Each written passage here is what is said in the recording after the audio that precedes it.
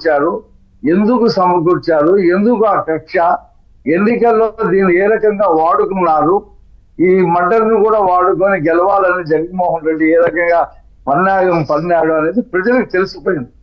ఈ తెలిసిపోయిన నేపథ్యంలో మనం 15వ తారీఖు నాడు ఆ పులివెందల్లో ఆ 5 సంవత్సరాలు వివేక 5వ వర్ధంతి సభ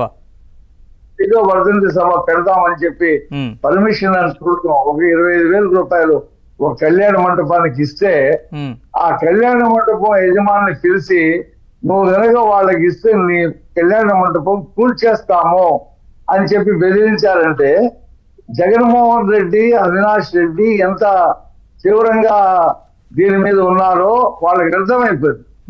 అందుకప్పుడు వాళ్ళు కడపలో బుక్ చేసుకొని దాన్ని అక్కడ షిఫ్ట్ చేసుకున్నారు.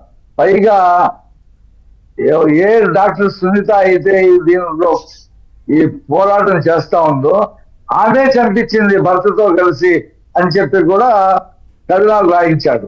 ప్రజలకు కూడా ప్రజలు నమ్మే స్థితిలో లేదు. ఈ నేపథ్యంలో వచ్చినటువంటి వార్తలు ఏంటంటే వివేకానంద రెడ్డి గారి సతీమణి సౌభాగ్యమ్మ గారు ఇండిపెండెంట్ గా పోటీ చేస్తారు, అక్కడ ఉండేటువంటి రాజకీయ పార్టీలన్నింటి కూడా అప్పీల్ చేస్తారు.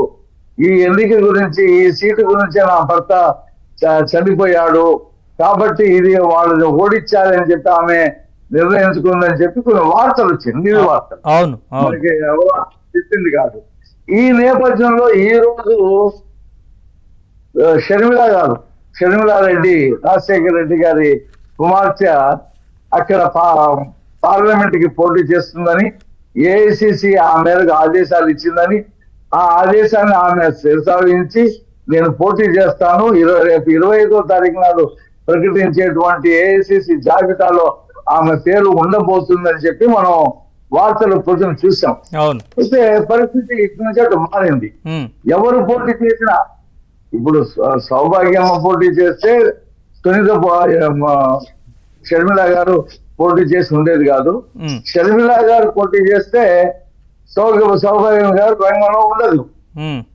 ఈ కడప ఎన్నిక మాత్రం ఖచ్చితంగా వివేకానంద రెడ్డి హత్య చుట్టే అదే ఎజెండాగా జరగబోతా ఉంది, అందులో ఏమి సందేహం లేదు.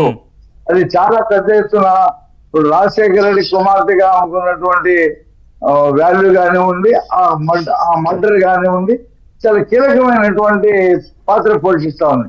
అయితే తెలుగుదేశం పూర్తిగా మేమేం చేస్తామనేది ఇంకా మాకు ఇంతవరకు స్పష్టత లేదు.